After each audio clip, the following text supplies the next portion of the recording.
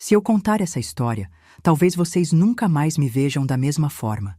Talvez achem que sou a pior mãe do mundo. Mas depois de 22 anos carregando esse peso no peito, preciso falar. Preciso contar como a religião que eu achava que ia me salvar acabou matando minha filha de 16 anos. Olá, meus queridos. Me chamo Valdirene, mas podem me chamar de Vovó Val. Tenho 68 anos hoje e nasci aqui em Ribeirão Preto, interior de São Paulo, em 1957. Durante 45 anos da minha vida, fui testemunha de Jeová. E hoje quero compartilhar com vocês a história mais dolorosa da minha existência, aquela que guardei no fundo do meu coração por mais de 22 anos.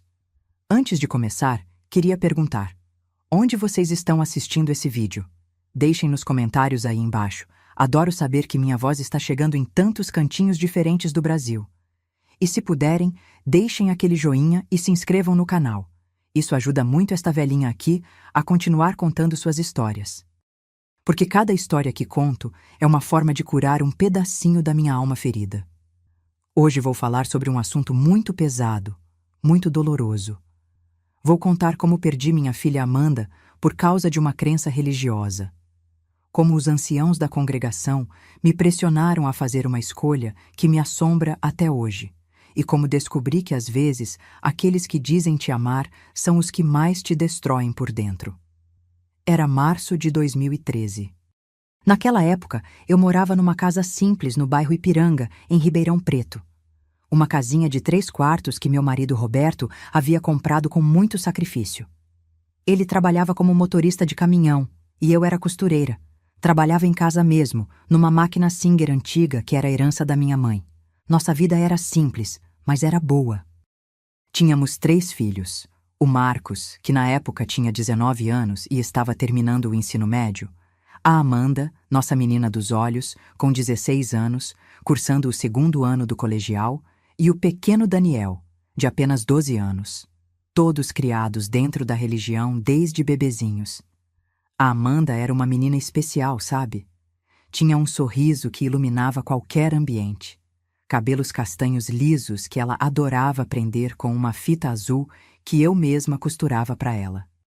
Era estudiosa, dedicada, sonhava em fazer faculdade de pedagogia porque adorava crianças.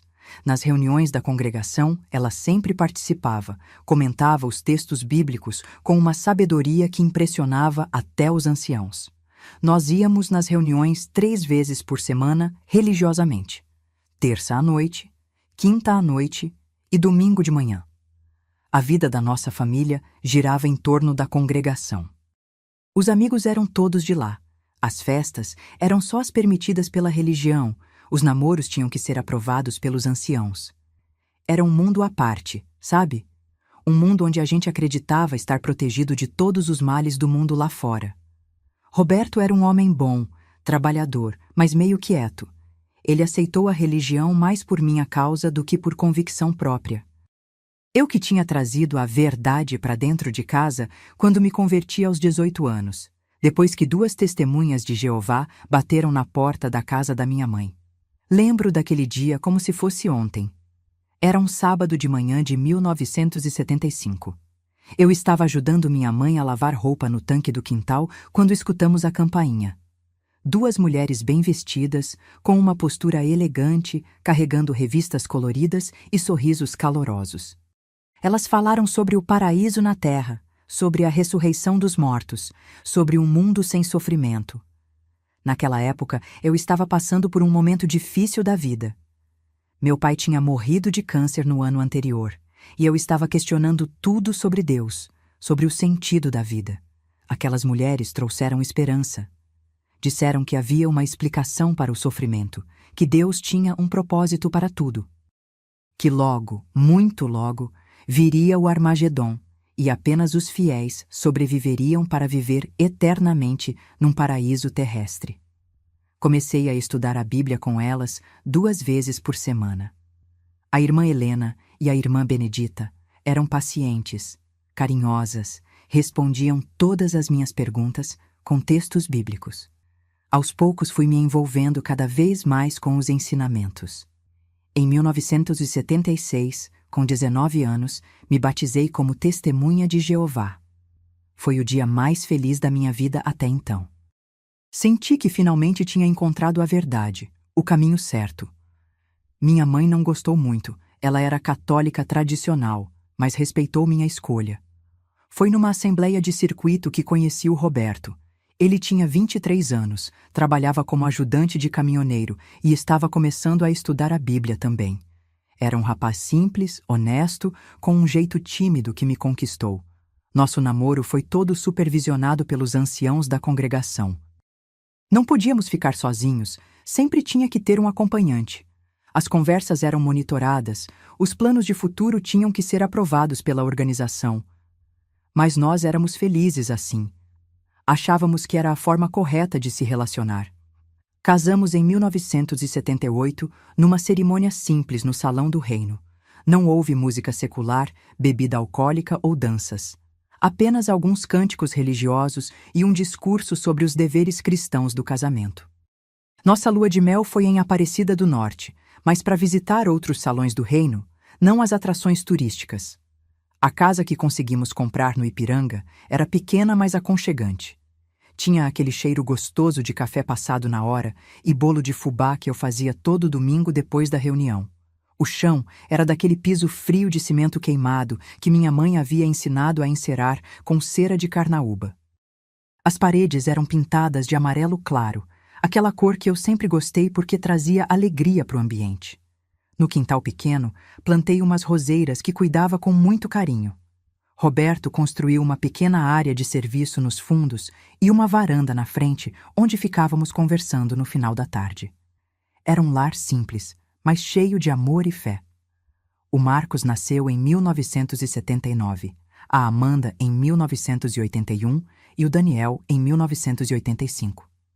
Desde pequenininhos, eles foram criados dentro dos ensinamentos da organização. Não podiam assistir desenhos animados com magia, não participavam de festas de aniversário na escola, não comemoravam Natal ou Dia das Crianças. Às vezes me dava um aperto no coração quando via outras crianças brincando de coisas que os meus filhos não podiam. Mas os anciãos sempre nos lembravam que éramos diferentes, especiais aos olhos de Jeová, que nossos filhos estavam sendo protegidos das influências mundanas. A Amanda, especialmente, abraçou a religião com uma dedicação que impressionava a todos. Desde os 6 anos de idade, ela participava das reuniões, fazia comentários inteligentes, demonstrava conhecimento bíblico acima da média. Quando completou 10 anos, começou a participar da obra de pregação de casa em casa. Lembro de uma manhã de sábado, ela tinha uns 12 anos, que fomos pregar juntas no bairro Santa Cruz. A Amanda bateu numa casa onde morava uma senhora idosa, viúva, que estava muito triste porque o filho havia morrido num acidente. A Amanda falou com tanto carinho sobre a esperança da ressurreição que a senhora chorou de emoção. Aquela experiência marcou muito a Amanda. Ela disse que queria dedicar a vida toda a ajudar pessoas como aquela senhora, que queria ser pioneira regular, dedicando 70 horas por mês à pregação. Era uma vocação genuína. Uma fé pura que me emocionava. Nossa rotina era regrada e previsível. Eu acordava às 5 da manhã para fazer o café e preparar as marmitas. Roberto saía cedo para as viagens, às vezes ficava fora a semana toda. Eu ficava com as crianças, costurando durante o dia, ajudando com as lições de casa à tarde. O trabalho de costura me dava uma renda extra importante. Eu fazia roupas para outras irmãs da congregação, sempre seguindo os padrões de modéstia exigidos. Saias longas, blusas fechadas até o pescoço, nada decotado ou apertado. As próprias mulheres da congregação eram minhas clientes mais fiéis. Às terças e quintas, depois do jantar, nos arrumávamos para ir para o Salão do Reino. Era um ritual que todos adorávamos. A Amanda se arrumava com tanto capricho, escolhia as roupas mais bonitas que eu costurava para ela. Sempre saias longas, blusas fechadas até o pescoço, nunca nada decotado ou apertado. Os cabelos sempre bem penteados, às vezes eu fazia umas tranças que ela achava lindas.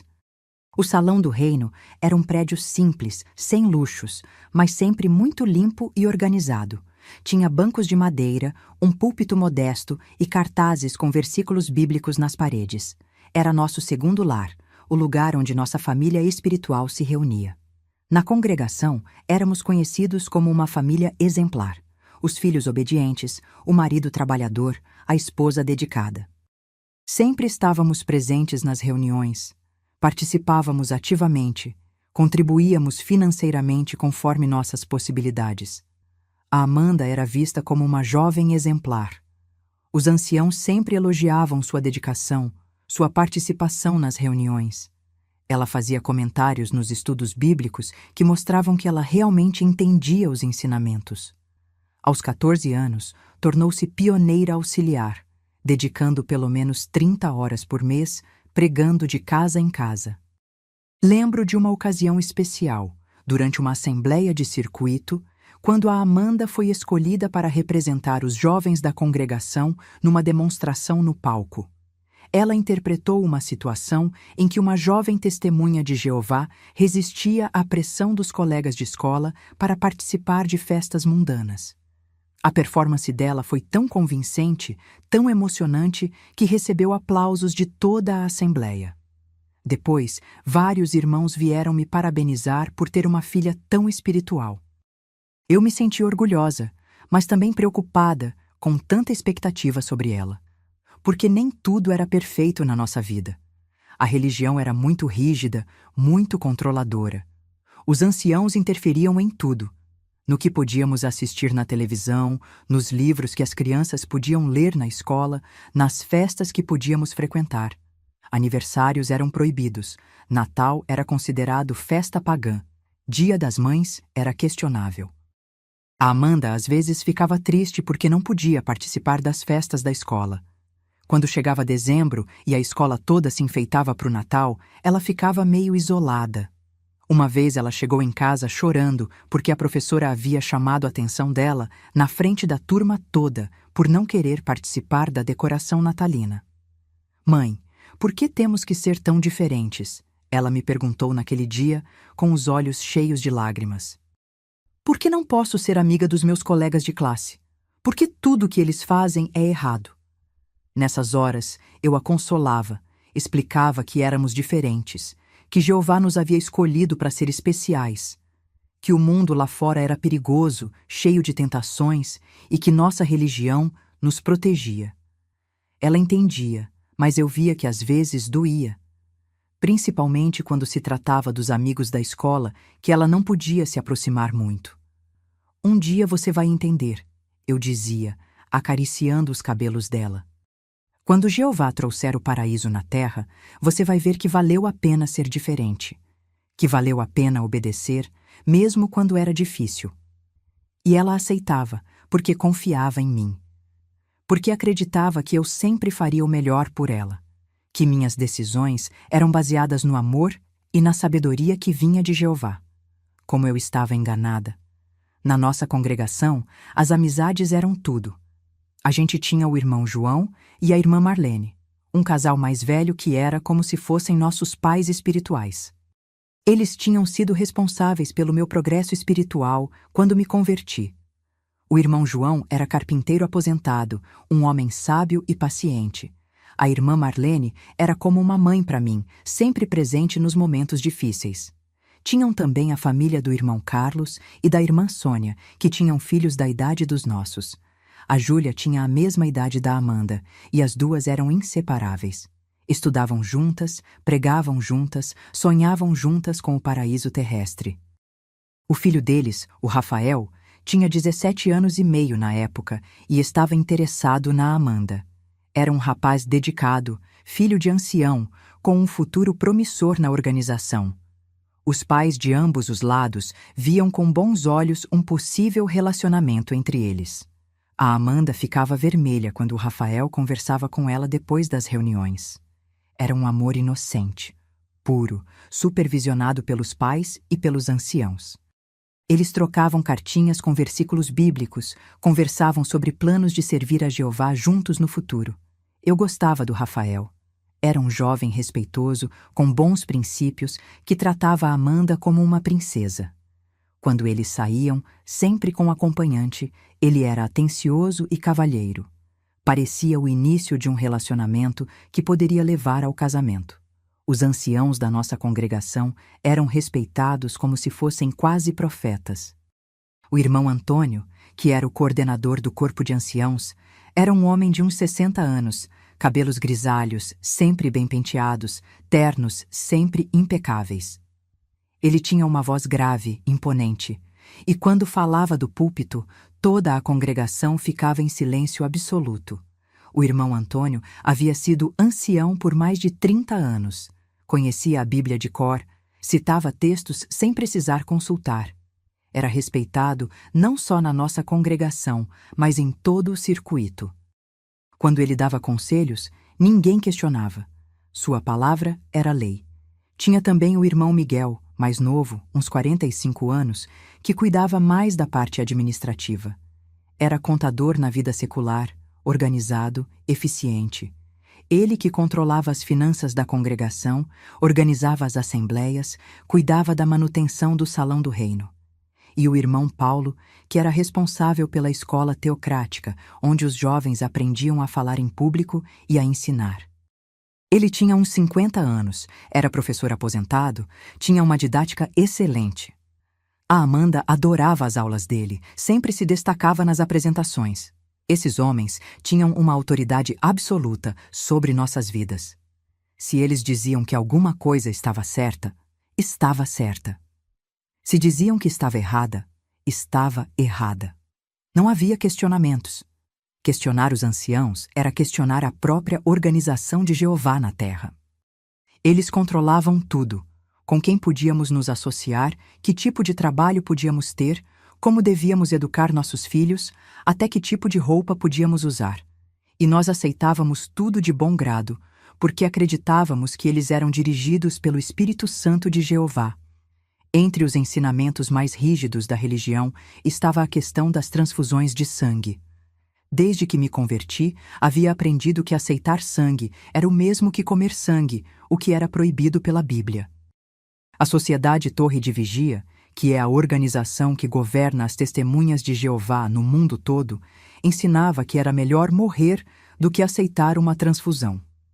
Esse ensinamento era baseado em versículos bíblicos como Atos 15:20, que diz para se abster de sangue, e Levítico 17:14, que proíbe comer sangue.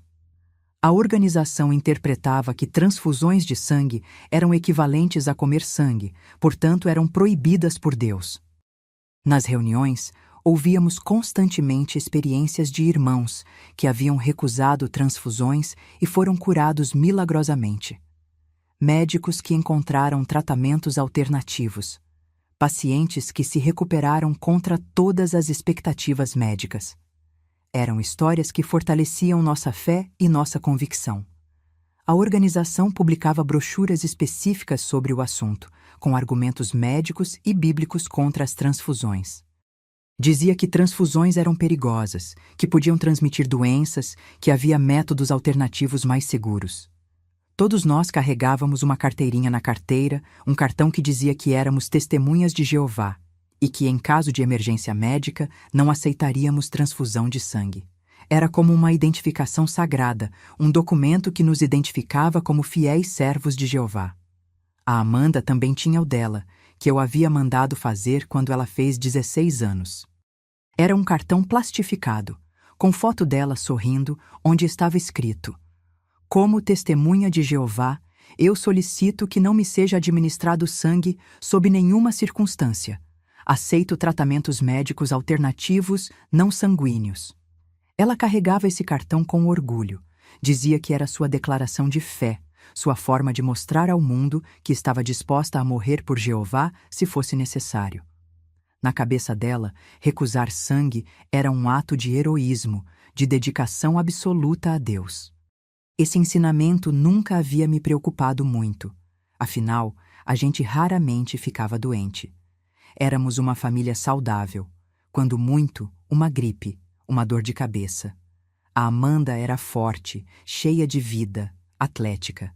Nunca passou pela minha cabeça que um dia eu teria que escolher entre salvar a vida da minha filha e obedecer à religião. Mas o destino tem dessas pegadinhas cruéis, não é mesmo? A vida pode mudar completamente de uma hora para outra, sem avisar, sem dar tempo de se preparar. E foi exatamente isso que aconteceu naquela manhã de março de 2013. Era uma sexta-feira, dia 15 de março. Lembro da data porque ficou gravada na minha memória como se fosse marcada a ferro quente. Roberto estava viajando, tinha saído na segunda-feira e só voltaria no domingo. Era uma viagem longa, até Porto Alegre, levando uma carga de tecidos. Eu estava em casa, costurando uma saia para a irmã Marlene, quando escutei um barulho estranho vindo do quintal. Era um som abafado, como se alguém tivesse caído. Meu coração disparou imediatamente, aquela intuição de mãe que sente quando algo está errado. A Amanda tinha saído cedo para a escola, como sempre. Ela estava no 2º ano do ensino médio, na escola estadual Professor João Baptista, que ficava a uns 15 minutos de caminhada de casa. Normalmente ela voltava 12:30, mas naquele dia eram só 11 horas da manhã. Quando escutei aquele barulho, que parecia alguém gemendo, meu coração disparou. Corri para a janela da cozinha e vi a Amanda caída no chão, perto das roseiras que ela tanto cuidava. O uniforme azul e branco estava sujo de terra, os cabelos despenteados, e ela estava se contorcendo de dor. Meus queridos que estão me acompanhando até aqui, vocês já passaram por aquele momento em que o mundo para de girar? Quando o tempo congela e você não consegue processar o que está vendo? Foi exatamente isso que senti. As pernas fraquejaram, mas mesmo assim, corri para o quintal. A Amanda estava consciente, mas muito pálida. O rosto estava branco como papel, com gotas de suor frio na testa. Ela segurava a barriga com as 2 mãos e gemia baixinho. "Mãe, dói muito", ela conseguiu falar quando me viu. Começou na escola e foi piorando. Não consegui mais ficar lá. O cheiro das roseiras em flor contrastava com o desespero do momento. Era primavera. As flores estavam lindas, num vermelho vibrante que a Amanda adorava. Mas nada disso importava naquele momento. Só importava o sofrimento da minha menina. Peguei ela no colo, mesmo ela sendo quase da minha altura, e levei para dentro de casa. Deitei ela no sofá da sala, aquele sofá de tecido florido que eu mesma havia costurado a capa. Perguntei o que tinha acontecido, onde doía, desde quando estava sentindo dor. Ela disse que a dor tinha começado na aula de educação física. Uma dor na barriga, do lado direito, que no início pensou que fosse cólica menstrual. Mas foi ficando cada vez mais forte, diferente de qualquer dor que já tinha sentido. A professora permitiu que ela saísse mais cedo. Durante o caminho de volta para casa, a dor piorou tanto que ela precisou parar várias vezes. Quase desmaiou na esquina da nossa rua. Conseguiu chegar em casa, mas desmoronou no quintal, não conseguiu nem chegar até a porta. Liguei para o Roberto, mas ele estava numa estrada sem sinal, no interior do Rio Grande do Sul. Deixei mensagem no celular dele, pedindo para ligar urgente. Depois liguei para a irmã Marlene, que morava a apenas 3 quadras de casa. A irmã Marlene chegou em menos de 10 minutos. Quando ela viu a Amanda naquele estado, ficou assustada também. A menina estava cada vez mais pálida. A dor estava piorando e ela começou a vomitar. Era uma coisa esverdeada, com um cheiro forte que me deixou ainda mais preocupada. "Valdirene, isso não é normal", a irmã Marlene disse, com uma expressão de preocupação que nunca tinha visto nela. "A gente precisa levar ela para o hospital agora mesmo. Pode ser apendicite." A palavra apendicite me assustou. Eu sabia que era uma cirurgia, mas não imaginava que pudesse ser grave. Na minha cabeça, era uma operação simples, que qualquer médico sabia fazer. Não passou pela minha mente que poderia haver complicações. Chamamos um táxi e fomos às 3 para o Hospital das Clínicas de Ribeirão Preto. Era o hospital público da cidade, um prédio grande e movimentado, sempre cheio de gente. Durante o trajeto, que durou uns 20 minutos por causa do trânsito, a Amanda segurava minha mão com tanta força que deixou marca. Ela repetia que a dor estava insuportável.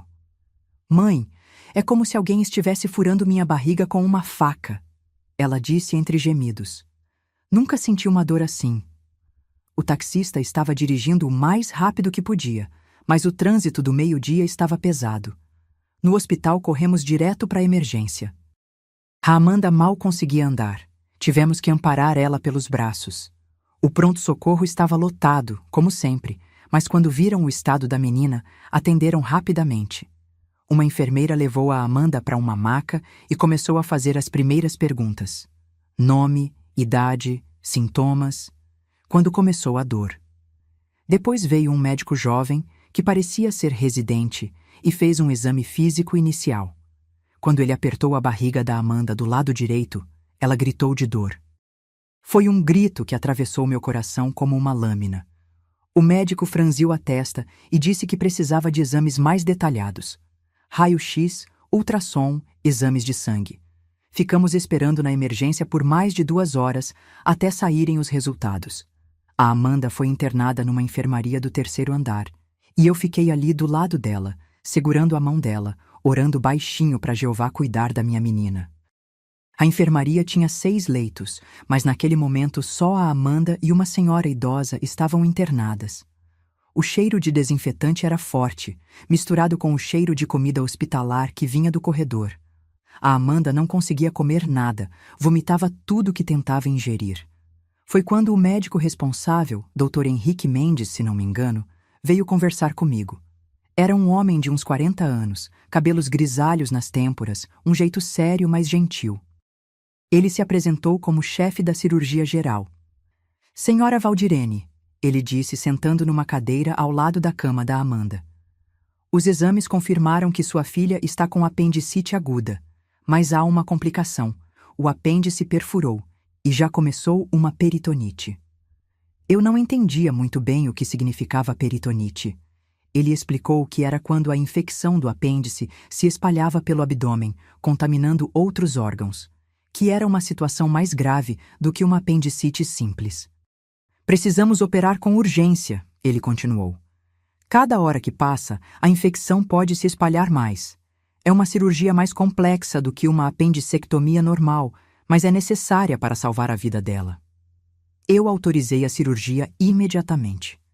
Qualquer mãe faria isso, não é mesmo? Assinei todos os papéis, dei todas as autorizações necessárias. Só queria que salvassem minha filha. Mas o que eu não sabia é que essa autorização ia se tornar o início do meu maior pesadelo. Antes da Amanda ser levada para o centro cirúrgico, ela me chamou bem pertinho. Mãe, ela sussurrou com dificuldade. Se acontecer alguma coisa, não deixa eles me darem sangue, tá? Promete que vai obedecer a Jeová? Aquelas palavras me gelaram. Por um lado, eu ficava orgulhosa da fé inabalável da minha filha. Por outro, uma parte de mim se assustava com a possibilidade de ter que fazer uma escolha entre a religião e a vida dela. Não vai acontecer nada, meu amor, eu respondi, beijando a testa dela. Jeová vai cuidar de você. Daqui a pouco você vai estar boa como nova. Mas no fundo do coração, já começava uma angústia que não conseguia explicar. Uma intuição ruim que tentava ignorar, mas que crescia a cada minuto. A cirurgia durou quase 3 horas. Eu fiquei na sala de espera do centro cirúrgico, orando, pedindo para Jeová proteger minha filha. A irmã Marlene ficou comigo o tempo todo, me consolando, lendo textos bíblicos para me acalmar. Aos poucos, outras irmãs da congregação foram chegando. A irmã Sônia, mãe da Júlia, melhor amiga da Amanda. O irmão Carlos, que saiu do trabalho para vir me apoiar. Até algumas irmãs de congregações vizinhas apareceram, porque a notícia se espalhou rapidamente. Era reconfortante ter aquela rede de apoio. Pessoas que oravam conosco, que traziam alimentos, que ficavam ali demonstrando amor cristão. Sentia que não estava sozinha, que toda a família espiritual estava unida em oração pela Amanda. Durante a espera, chegou uma ligação do Roberto. Ele havia recebido minha mensagem e estava desesperado. Queria abandonar a viagem e voltar imediatamente. Mas eu disse que ainda não era necessário. que era só uma cirurgia de apendicite, que logo estaria tudo bem. Como eu estava enganada. Quando o Dr. Henrique saiu da cirurgia, por volta das 6 da tarde, ele tinha uma expressão preocupada que não me passou despercebida. Ainda estava com a roupa cirúrgica, a máscara pendurada no pescoço, e veio direto falar comigo. A cirurgia foi mais complicada do que esperávamos, ele começou, e meu coração disparou. Conseguimos remover o apêndice e limpar a maior parte da infecção, mas ela estava mais espalhada do que os exames mostraram. Ele explicou que a Amanda tinha perdido muito sangue durante a cirurgia, que o processo infeccioso havia comprometido vários órgãos abdominais e que o organismo dela estava muito debilitado. Ela precisa de uma transfusão de sangue urgente, ele disse, olhando diretamente nos meus olhos. Perdeu quase 2 litros de sangue e, sem reposição, o organismo não vai conseguir se recuperar. Foi nesse momento que meu mundo desabou. O médico disse que, sem a transfusão, a Amanda corria risco de vida. Que ela estava muito debilitada, que o organismo dela não conseguiria se recuperar sozinho. Ele falou isso olhando diretamente nos meus olhos, com uma seriedade que me gelou o sangue. Doutor, eu disse com a voz tremendo, eu preciso explicar uma coisa para o senhor. Nós somos testemunhas de Jeová. Por motivos religiosos, não podemos aceitar transfusão de sangue. Puxei da bolsa a carteirinha da Amanda e mostrei para ele. O Dr. Henrique pegou o cartão, leu atentamente e sua expressão mudou completamente. De preocupação médica, passou para algo entre irritação e incredulidade. Senhora, ele disse, devolvendo o cartão, com todo respeito às suas crenças religiosas, estamos falando da vida da sua filha. Sem transfusão de sangue, ela pode entrar em choque hipovolêmico e morrer nas próximas horas. Nesse momento, as irmãs que estavam comigo se manifestaram. A irmã Marlene se aproximou e disse que entendíamos a preocupação médica, mas que nossa fé era inabalável. Que Jeová cuidaria da Amanda se permanecêssemos fiéis aos seus mandamentos. Doutor, a irmã Sônia acrescentou, o senhor já viu muitos casos de pessoas que se recusaram ao sangue e se recuperaram? Na nossa religião temos muitas experiências assim. Jeová sempre providencia um caminho. O médico ficou visivelmente irritado. Senhoras, eu respeito a fé de vocês, mas como médico não posso aceitar ver uma adolescente de 16 anos morrer por falta de um tratamento que existe e está disponível. Isso não é fé, é negligência. Suas palavras me feriram profundamente, mas eu me mantive firme. Expliquei que não éramos fanáticas, apenas pessoas que levavam a Bíblia a sério, que nossa obediência a Deus vinha antes de qualquer coisa neste mundo. Por favor, doutor, eu pedi, tente todos os outros tratamentos possíveis. Soro, medicamentos, vitaminas, qualquer coisa, mas sem usar sangue. Se Jeová quiser que minha filha viva, ele vai encontrar uma forma. O Dr. Henrique balançou a cabeça, claramente frustrado. Vou tentar o que for possível, mas quero que a senhora entenda. Sem sangue, as chances de recuperação são mínimas. Vou aumentar a hidratação venosa, usar medicamentos para estimular a produção de glóbulos vermelhos, mas isso pode não ser suficiente. Antes de se afastar, ele ainda tentou mais uma vez. Senhora Valdirene, a Amanda é menor de idade. Tecnicamente, eu poderia solicitar uma ordem judicial para autorizar a transfusão, mesmo sem o consentimento dos pais. Aquilo me apavorou.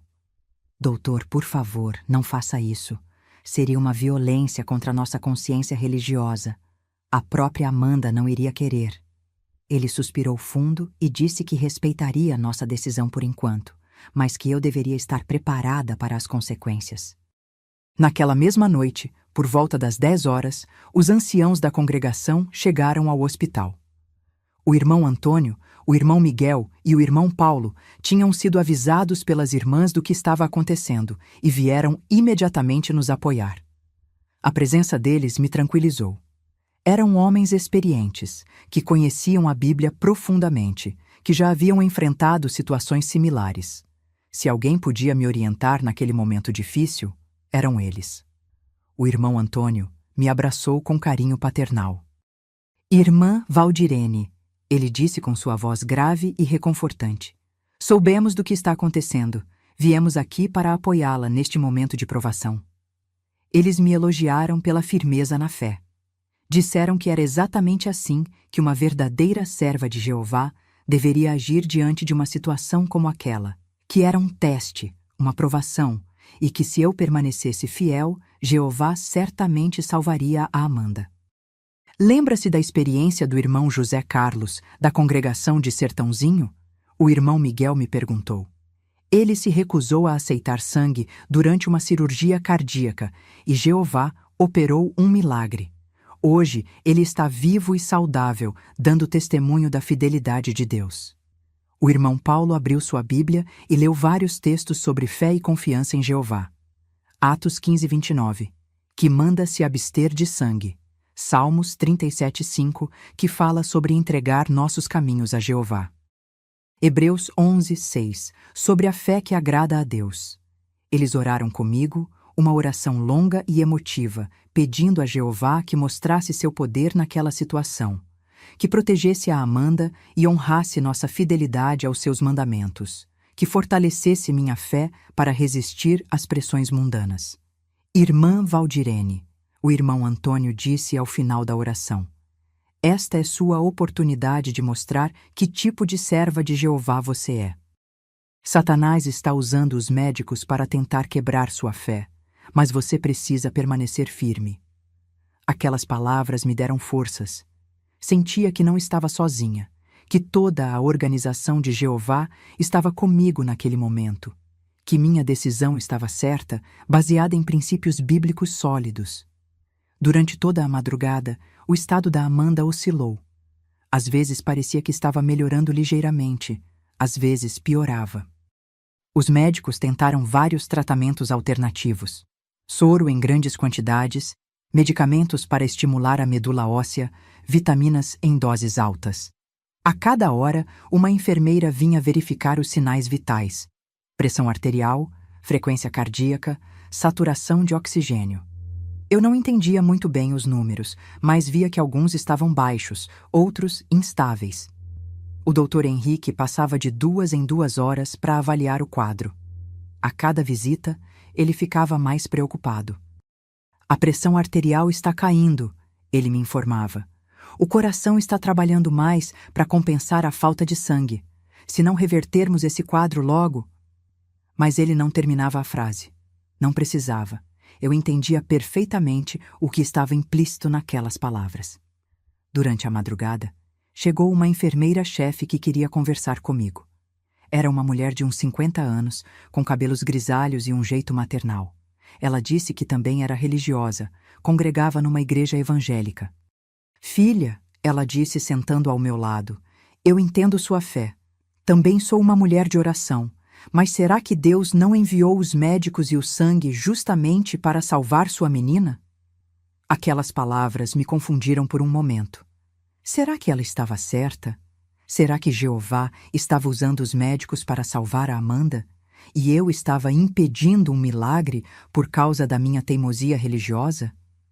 Mas rapidamente afastei esses pensamentos. Os anciãos haviam me alertado que Satanás usaria pessoas bem-intencionadas para tentar me desviar do caminho correto. Aquela enfermeira, mesmo sendo religiosa, não entendia os ensinamentos específicos das testemunhas de Jeová. Obrigada pela preocupação, eu respondi educadamente. Mas minha fé me diz que há uma diferença entre usar a medicina e desobedecer aos mandamentos bíblicos. Transfusão de sangue é proibida por Deus. Ela balançou a cabeça tristemente e se afastou, murmurando algo sobre fanatismo religioso. Os anciãos ficaram no hospital praticamente a noite toda. Eles organizaram uma vigília de oração na sala de espera. Irmãos e irmãs da congregação se revezavam, orando, lendo a Bíblia, cantando cânticos baixinho para não incomodar outros pacientes. Por volta das 5 da manhã, Roberto finalmente conseguiu chegar. Ele tinha dirigido a noite toda depois de conseguir falar comigo pelo telefone. Quando ele entrou na enfermaria e viu a Amanda naquele estado, desabou completamente. Meu Deus, o que aconteceu com nossa menina? Ele perguntou com a voz embargada, segurando a mão pálida da filha. A Amanda mal conseguia abrir os olhos, respondia apenas com gemidos baixos. Os médicos explicaram a situação para ele também. Roberto ficou dividido, dilacerado entre o amor paternal e os ensinamentos religiosos. Ele via o sofrimento da filha, via que ela estava cada vez mais fraca, mas também sabia que aceitar a transfusão significaria ser desassociado da congregação. Valdirene, ele me perguntou quando ficamos sozinhos por um momento, você tem certeza de que estamos fazendo a coisa certa? Olha o estado da nossa filha. Sua dúvida me abalou porque espelhava minha própria angústia interna. Mas os anciãos estavam ali, nos apoiando, nos lembrando constantemente dos ensinamentos bíblicos. Roberto, eu disse segurando suas mãos trêmulas. A Amanda mesma me pediu para não aceitar sangue. Você quer que eu desobedeça nossa própria filha? Que desobedeça a Jeová? Ele não respondeu, apenas continuou segurando a mão da Amanda, com lágrimas escorrendo silenciosamente pelo rosto. Durante todo o sábado, a situação continuou se deteriorando lentamente. A Amanda ficava cada vez mais pálida, mais fraca. Os lábios, antes rosados, estavam quase brancos. A pele tinha adquirido uma tonalidade acinzentada que me assustava. Os médicos tentaram de tudo. Concentrados de plaquetas, que eram permitidos pela organização, medicamentos estimulantes, soros especiais, mas nada parecia fazer diferença significativa. As enfermeiras vinham constantemente verificar a pressão arterial, que estava baixa e instável. O monitor cardíaco mostrava batimentos acelerados, o coração trabalhando em excesso para compensar a falta de sangue. Mãe, a Amanda conseguiu sussurrar numa das vezes em que recuperou a consciência. Estou com muito frio. Pedi cobertores extras, mas percebia que o frio que ela sentia vinha de dentro, da falta de sangue circulando adequadamente pelo corpo. Era um frio que nenhum cobertor conseguiria aquecer. No domingo de manhã, ao invés de irmos para a reunião como sempre fazíamos, toda a congregação foi para o hospital. O corredor da enfermaria ficou cheio de irmãos orando pela Amanda. Eram dezenas de pessoas, demonstrando amor e apoio espiritual. Alguns tentaram conversar com os médicos, explicando nossos ensinamentos, mostrando que não éramos fanáticos, apenas pessoas que levavam a Bíblia a sério. Trouxeram literatura da organização sobre tratamentos médicos sem sangue. O diretor do hospital chegou a aparecer, preocupado com a aglomeração. Mas quando os irmãos explicaram a situação, ele foi compreensivo e permitiu que ficássemos, desde que não atrapalhássemos o funcionamento normal. Houve momentos durante aquele domingo em que parecia que a Amanda estava melhorando ligeiramente. Ela abria os olhos, reconhecia as pessoas, até conseguia tomar alguns goles de água. Nesses momentos, todos celebrávamos como se fosse um milagre começando a acontecer. Viu só? A irmã Marlene dizia emocionada. Jeová está ouvindo nossas orações. A Amanda está reagindo. Mas essas melhoras eram momentâneas. Logo depois ela voltava a ficar apática, respirando com dificuldade, com a pele cada vez mais pálida.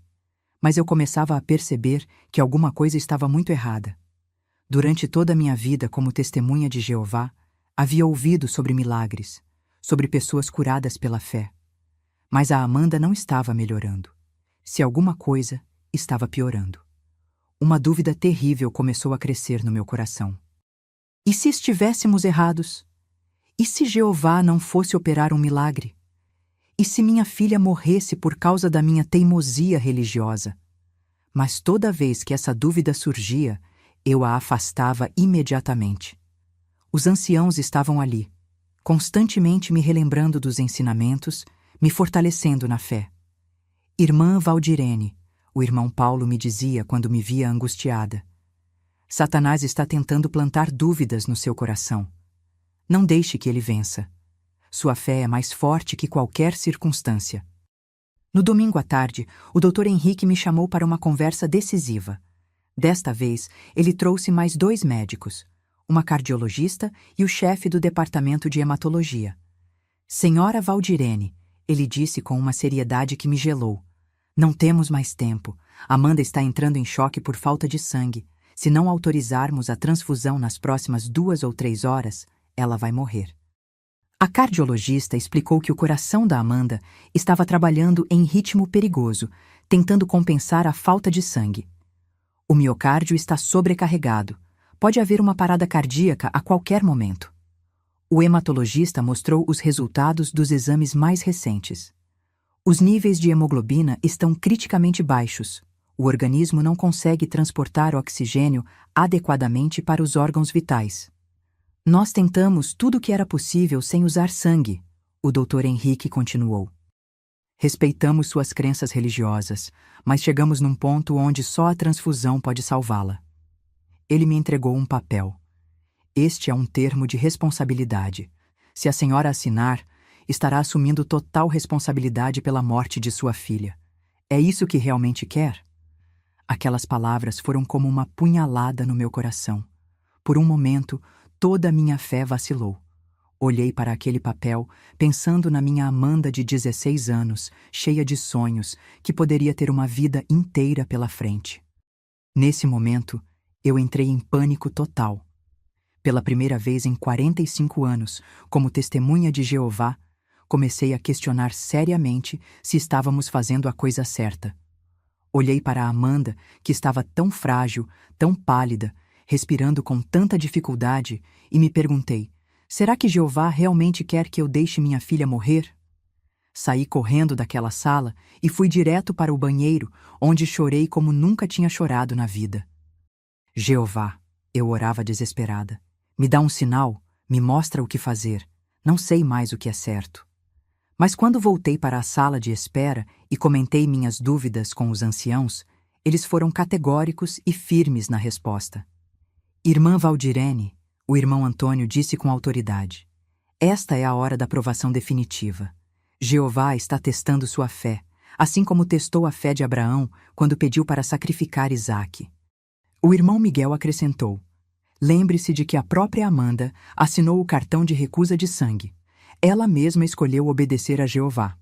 Se você autorizar a transfusão contra a vontade dela, estará desrespeitando a decisão da sua própria filha. Além disso, o irmão Paulo complementou: se você ceder agora às pressões mundanas, perderá não só a vida eterna, mas também o respeito de toda a congregação. E a Amanda, quando se recuperar, ficará decepcionada com sua falta de fé. Eles me cercaram, literalmente. Ficaram ali comigo, orando constantemente, cantando cânticos baixinho, lendo textos bíblicos sobre obediência e fé. Disseram que se eu permanecesse firme, certamente haveria um milagre nas últimas horas. Jeová nunca abandona seus servos fiéis, o irmão Antônio repetia. Ele fez o mar se abrir para Moisés, fez o sol parar para Josué, ressuscitou o filho da viúva através de Elias. Ele pode perfeitamente curar a Amanda sem sangue. Aquelas palavras me davam força momentânea, mas no fundo do coração, uma angústia terrível continuava crescendo. Era como se 2 vozes lutassem dentro de mim, a voz da religião dizendo para obedecer e a voz do instinto materno gritando para salvar minha filha. Durante toda a noite de domingo para segunda-feira, a situação foi se deteriorando visivelmente. A Amanda mal conseguia mais falar, só gemia baixinho de vez em quando. A respiração estava cada vez mais difícil, entrecortada. Eu ficava ali do lado dela, segurando a mão gelada, orando sem parar. Roberto estava destruído, andava de um lado para outro no corredor, sem saber o que fazer. Às vezes, eu o via chorando sozinho na varanda da enfermaria. Os médicos vinham de hora em hora para verificar o estado dela e tentar me convencer uma última vez. A cada visita, eles ficavam mais desesperados, mais frustrados. Senhora, uma das enfermeiras me disse durante a madrugada, eu tenho uma filha da idade da Amanda. Se fosse comigo, eu não conseguiria vê-la morrer assim. Como a senhora consegue? Eu não sabia como responder. Na verdade, não estava conseguindo. Estava morrendo por dentro a cada minuto que passava. Por volta das 3 da manhã, a Amanda teve uma convulsão. Foi terrível ver minha menina se debatendo na cama, com os olhos revirados, espuma saindo da boca. Os médicos vieram correndo, aplicaram medicamentos, mas ela ficou ainda mais debilitada depois. É o cérebro reagindo à falta de oxigênio, o Dr. Henrique me explicou depois. Os órgãos vitais estão começando a falhar. Se isso continuar... Ele não precisou terminar a frase. Eu sabia exatamente o que estava acontecendo. Foi então que tomei uma decisão desesperada. Saí da enfermaria e fui para a capela do hospital. Era um pequeno espaço ecumênico, com bancos simples e uma cruz na parede. Me ajoelhei lá e orei como nunca tinha orado na vida. Jeová, eu supliquei com todas as forças. Se o Senhor realmente não quer que eu aceite a transfusão, opera um milagre agora. Cura minha filha neste momento. Mas se não curar, vou entender que o Senhor quer que eu salve ela através da medicina. Dei um prazo. Se até às 5 da manhã a Amanda não mostrasse sinais claros de melhora, eu autorizaria a transfusão. Era minha forma desesperada de colocar a decisão nas mãos de Deus. Voltei para a enfermaria e fiquei observando minha filha atentamente. 5 da manhã chegou e passou. A Amanda continuava no mesmo estado crítico, sem qualquer sinal de melhora milagrosa. Meu coração se despedaçou naquele momento. Era como se Jeová estivesse me dizendo que eu tinha que escolher, ou salvava minha filha através da medicina, ou a perderia para sempre. Saí da enfermaria determinada a autorizar a transfusão. Mas quando cheguei na sala de espera, os anciãos perceberam minha intenção imediatamente. Irmã Valdirene, o irmão Antônio me interceptou. Onde a senhora vai? Vou autorizar a transfusão, eu disse com a voz firme, mas quebrada pela emoção. Não posso deixar minha filha morrer. A reação deles foi imediata e contundente. Se fizer isso, o irmão Miguel disse friamente, estará cometendo um pecado grave contra Jeová. Será desassociada da congregação. Perderá a vida eterna. Além disso, o irmão Paulo acrescentou, se Amanda sobreviver, como ela vai reagir sabendo que você desobedeceu aos mandamentos de Jeová para salvá-la? Ela ficará com a consciência pesada para o resto da vida. E se ela morrer mesmo com a transfusão? O irmão Antônio questionou. Aí, você terá perdido a filha e ainda por cima terá desobedecido a Deus. Será uma tragédia dupla. Aqueles argumentos me confundiram totalmente. Será que eles estavam certos? Será que eu estava sendo egoísta, pensando apenas nos meus sentimentos maternais, sem considerar as consequências espirituais? Eles continuaram me bombardeando com argumentos religiosos. Citaram experiências de outros irmãos que permaneceram fiéis até o fim e foram recompensados. Falaram sobre a ressurreição, sobre como seria glorioso reencontrar a Amanda no paraíso terrestre. Pense na Amanda, o irmão Miguel disse. Ela preferirá morrer fiel a Jeová a viver com a consciência pesada de ter desobedecido. Isso é amor verdadeiro, respeitar as convicções religiosas dela. Completamente confusa e psicologicamente pressionada, acabei cedendo mais uma vez. Voltei para a enfermaria sem autorizar a transfusão. Mas a partir daquele momento, algo mudou dentro de mim. Uma parte da minha fé morreu naquela madrugada. Comecei a perceber que não era Jeová quem estava me impedindo de salvar minha filha, mas sim homens fanáticos que colocavam doutrinas humanas acima da vida. Durante as primeiras horas da manhã de segunda-feira, aconteceu algo que me marcou para sempre. Uma das enfermeiras, uma mulher jovem de uns 25 anos, veio falar comigo. Senhora, ela disse com lágrimas nos olhos, eu não deveria estar falando isso, mas não posso ficar calada. Tenho uma filha pequena e não conseguiria vê-la morrer assim. A Amanda ainda tem chance se recebermos transfusão agora. Eu sei que sua religião é importante, ela continuou, mas Deus deu inteligência aos médicos para salvar vidas. Será que ele não ficaria feliz vendo sua filha viva e saudável? Aquelas palavras simples, vindas de uma pessoa que nem conhecia nossa religião, tocaram meu coração de uma forma que todos os textos bíblicos dos anciãos não tinham conseguido. Por um momento, tive a clara percepção de que estava sendo manipulada. que aqueles homens estavam usando minha fé para me fazer tomar uma decisão que ia contra todos os meus instintos maternais. Mas já era tarde demais. Por volta das 4 da tarde de segunda-feira, dia 18 de março de 2013, aconteceu o que eu mais temia. A Amanda entrou em parada cardiorrespiratória. Os monitores começaram a apitar desesperadamente, enfermeiras correram para a enfermaria, o médico veio com o carrinho de emergência, tentaram reanimá-la por quase 1 hora. Massagem cardíaca, desfibrilador, adrenalina, tudo o que tinham disponível. Eu ficava ali do lado, orando desesperadamente, implorando para Jeová fazer um último milagre. Mas ela não reagiu. O coração jovem da minha Amanda, que aos 16 anos deveria ter batido por muitas décadas ainda, parou para sempre. Às 5h37 da manhã do dia 18 de março de 2013, minha filha Amanda morreu. Morreu nos meus braços, pálida como um anjo, com apenas 16 anos de idade. Morreu porque eu escolhi obedecer à religião ao invés de salvá-la. Meus queridos, vocês conseguem imaginar a dor que senti naquele momento? É uma dor que não tem nome, que não tem explicação. É como se arrancassem um pedaço da sua alma e você ficasse ali, vazia, oca, sem conseguir entender como continuar respirando. O grito que saiu da minha garganta naquele momento ainda ecoa dentro de mim até hoje. Era um grito de dor, de revolta, de incredulidade. Como aquilo podia estar acontecendo?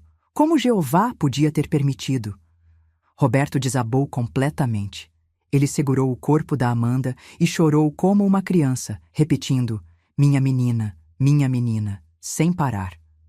Nem os anciãos conseguiram consolá-lo naquele momento. Os médicos ficaram visivelmente abalados também. O Dr. Henrique me olhou com uma expressão de tristeza e revolta que nunca vou esquecer. Isso não precisava ter acontecido. Ele disse baixinho antes de se afastar.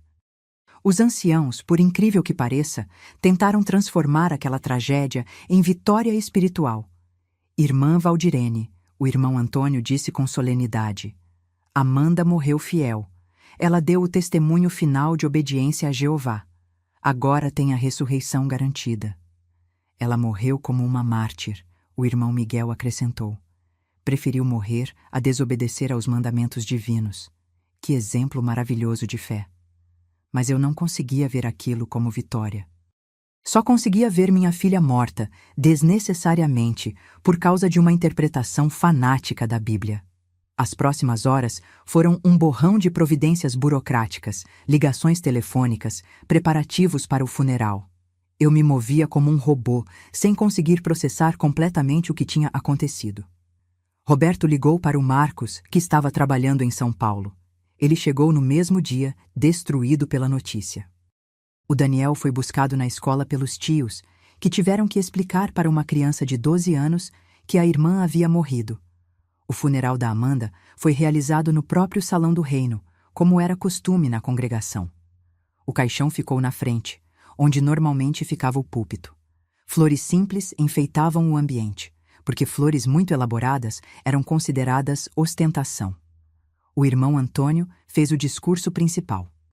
Falou sobre a esperança da ressurreição, sobre fidelidade até a morte, sobre como a Amanda havia dado um exemplo para todos nós de como permanecer firme na fé mesmo diante da adversidade.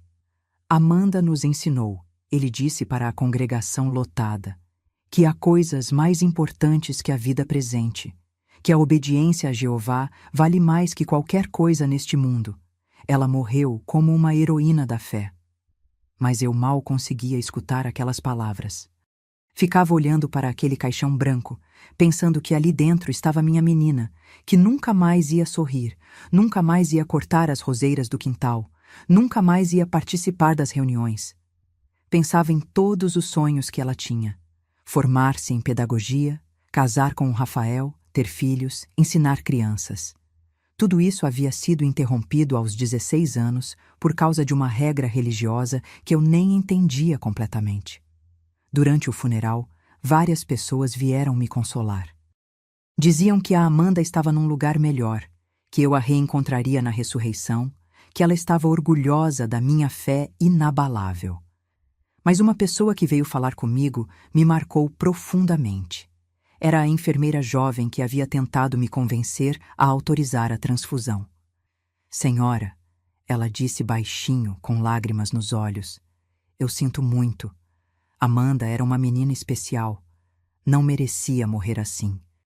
Aquelas palavras simples, vindas de uma estranha, tocaram meu coração mais que todos os discursos religiosos que ouvi naquele dia. Depois do funeral, a vida tentou voltar ao normal. As pessoas da congregação nos visitavam regularmente, traziam comida, davam apoio emocional. Diziam que, com o tempo, a dor ia passar, que tínhamos que ter fé na ressurreição. Mas para mim, nada fazia sentido mais. Como podia ter fé numa organização que havia me obrigado a escolher entre Deus e minha filha? Como podia acreditar que Jeová aprovava a morte desnecessária de uma adolescente? Roberto nunca me culpou diretamente, mas eu via no olhar dele que alguma coisa havia mudado entre nós. Ele ficou mais calado, mais distante. Às vezes, eu pegava ele chorando sozinho no quintal, olhando para as roseiras que a Amanda cuidava. Aquelas roseiras se tornaram um símbolo doloroso. Continuavam florescendo, mas não havia mais ninguém para cuidar delas com carinho. Roberto não tinha coragem de cortá-las e eu não conseguia nem olhar para elas sem desabar. O Daniel, que tinha 12 anos, foi quem mais sofreu com a perda. Ele não entendia muito bem o que tinha acontecido, por que a irmã havia morrido, se ela ia ressuscitar logo. Os anciãos diziam que era importante manter a fé da criança, que ele não deveria questionar os caminhos de Jeová. Mas eu via que o Daniel estava confuso, traumatizado. Ele começou a ter pesadelos, a fazer perguntas que eu não sabia como responder. Mãe, se Jeová ama a Amanda, por que deixou ela morrer? Se ela vai ressuscitar, por que não ressuscita logo?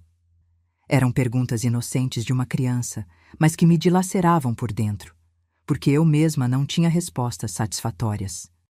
3 meses depois da morte da Amanda, eu comecei a fazer algo que nunca tinha feito em 45 anos como testemunha de Jeová. Comecei a questionar e a pesquisar por conta própria. Sempre havia aceitado tudo que a organização ensinava sem questionar. Era assim que funcionava. Os anciãos interpretavam a Bíblia, a Sociedade Torre de Vigia publicava os ensinamentos e nós obedecíamos sem discutir. Questionar era sinal de apostasia. Mas agora, com o coração despedaçado pela perda da minha filha, eu precisava entender. Precisava saber se aquela morte havia sido realmente necessária, se havia sido realmente a vontade de Deus. Comecei pesquisando na própria literatura da organização sobre a questão das transfusões de sangue. Li todas as revistas A Sentinela e Despertai que tratavam do assunto. Estudei as brochuras médicas que a organização publicava. E foi aí que descobri algo que me chocou profundamente. A questão das transfusões de sangue não era um ensinamento bíblico claro e definitivo, como sempre me haviam ensinado. A proibição bíblica era sobre comer sangue, não sobre transfusões médicas. E nem existiam transfusões na época em que a Bíblia foi escrita. Como podia ser um mandamento divino algo que nem existia na época dos apóstolos? Descobri também que a própria organização havia mudado de posição várias vezes ao longo dos anos. Componentes do sangue que antes eram totalmente proibidos, depois foram liberados. Transplantes de órgãos, que eram proibidos, depois foram permitidos. Isso me revoltou profundamente. Significava que minha filha tinha morrido por causa de uma interpretação humana, falível, que podia mudar a qualquer momento, que não havia necessidade real de recusar a transfusão? Procurei na internet, coisa que era desencorajada pela organização. Li sites de ex-testemunhas de Jeová, artigos médicos, documentos históricos sobre a evolução das doutrinas da religião. Descobri que havia centenas, talvez milhares de casos como o da Amanda. Crianças, jovens, adultos que morreram desnecessariamente por causa dessa doutrina. Famílias destroçadas, pais que carregavam a mesma culpa que eu carregava. Encontrei um site chamado Vítimas da Política de Sangue das Testemunhas de Jeová, que documentava casos de mortes evitáveis. Havia fotos, nomes, histórias de pessoas que poderiam estar vivas se tivessem recebido transfusões. Entre elas, vi crianças da idade do Daniel, adolescentes da idade da Amanda, pessoas jovens, cheias de vida, que morreram porque os pais escolheram a religião ao invés da medicina. Cada história que lia era como uma punhalada no meu coração, porque eu me reconhecia em cada pai, em cada mãe que havia tomado a mesma decisão terrível que eu tomei. Foi então que encontrei algo que mudou minha perspectiva para sempre. Documentos internos da organização que mostravam que os próprios líderes sabiam que a doutrina do sangue não tinha base bíblica sólida. Em cartas confidenciais entre membros do corpo governante, eles discutiam abertamente as inconsistências da doutrina. Admitiam que era mais uma tradição organizacional do que um mandamento divino claro. Isso me revoltou de uma forma que não consigo descrever. Minha filha havia morrido para proteger uma doutrina que os próprios criadores sabiam que era questionável? Eu havia sido manipulada a sacrificar minha filha por uma interpretação que nem os líderes tinham certeza? Comecei a fazer perguntas na congregação. Questionei os anciãos sobre essas mudanças de ensinamento, sobre as inconsistências que havia descoberto. Mostrei documentos, citei fontes, pedi explicações. A reação deles foi imediata e previsível. Disseram que era perigoso questionar a organização, que isso era sinal de apostasia, que eu estava sendo influenciada por Satanás por causa da dor da perda. Irmã Valdirene, o irmão Antônio me disse durante uma das conversas: você está deixando a dor da perda turvar seu julgamento espiritual. Satanás está se aproveitando da sua fragilidade para plantar dúvidas. Mas, irmão Antônio, eu respondi, se a própria organização mudou de posição sobre componentes do sangue, como pode ter certeza de que a posição atual está correta? E se mudarem de novo daqui a alguns anos? Ele ficou visivelmente irritado com minha pergunta. A organização é dirigida pelo Espírito Santo de Jeová. Se houve mudanças, foi porque Jeová foi revelando gradualmente sua vontade. Não cabe a nós questionar. Mas minha filha morreu, eu disse com a voz embargada. Se mudarem a doutrina daqui a alguns anos, minha filha terá morrido por nada? Sua filha morreu fiel, ele respondeu friamente. Isso é o que importa. E se você continuar questionando, estará desonrando a memória dela. Aquelas palavras me feriram profundamente. Como ele podia usar a memória da minha filha para me silenciar? Como podia transformar minha busca por respostas em traição a Amanda? A pressão aumentou quando comecei a falar abertamente sobre minhas dúvidas com outros irmãos da congregação. Algumas pessoas ficaram interessadas nas informações que eu havia descoberto. Outras ficaram escandalizadas e me reportaram aos anciãos. Os anciãos me chamaram para várias reuniões disciplinares. Disseram que eu estava pondo em risco a espiritualidade de outros irmãos com minhas perguntas, que se eu não parasse de questionar, seria desassociada por apostasia. Você precisa escolher, o irmão Miguel me disse durante uma dessas reuniões. Ou aceita os ensinamentos da organização sem questionar, ou terá que encontrar outro lugar para exercer sua religiosidade. Mas eu só quero entender, eu insisti. Se vocês têm razão, por que têm medo das minhas perguntas? A verdade não deveria resistir ao questionamento? Algumas coisas exigem fé, o irmão Paulo respondeu. Nem tudo pode ser compreendido pela mente humana imperfeita. Você precisa confiar na organização que Jeová está usando. Mas eu não conseguia mais confiar cegamente. A morte da Amanda havia quebrado alguma coisa dentro de mim que não podia ser consertada com discursos prontos e textos bíblicos decorados. Roberto tentou me acalmar no início. Valdirene, ele dizia, não adianta ficar remoendo o passado. O que está feito, está feito. Não podemos trazer a Amanda de volta questionando a religião. Mas ele também começou a se afastar das reuniões. Via que ele estava questionando internamente, mesmo sem falar abertamente como eu. A dor da perda estava corroendo a fé dele também. Um dia, cerca de 8 meses depois da morte da Amanda, aconteceu algo que foi a gota d'água. Durante uma reunião de meio de semana, o irmão Antônio deu uma parte sobre permanecer fiel mesmo diante das adversidades. Ele usou a morte da Amanda como exemplo positivo de fidelidade. Falou sobre como eu havia permanecido firme na fé, como a Amanda havia preferido morrer a desobedecer a Jeová. A irmã Valdirene nos deu um exemplo magnífico, ele disse do púlpito, me apontando na audiência. Mesmo diante da pressão dos médicos, mesmo com o coração de mãe dilacerado, ela escolheu obedecer a Jeová. E a jovem Amanda provou que nossa juventude também pode ser fiel até a morte. Ouvir minha tragédia sendo usada como propaganda religiosa me revoltou de uma forma indescritível. Como eles podiam transformar a morte desnecessária da minha filha em exemplo de fidelidade? Como podiam usar minha dor para doutrinar outras pessoas? Levantei no meio da reunião e saí do salão do reino. Nunca mais voltei. 3 dias depois, escrevi uma carta de desassociação voluntária. Nela, eu dizia que não conseguia mais fazer parte de uma organização que havia me obrigado a escolher entre Deus e minha filha.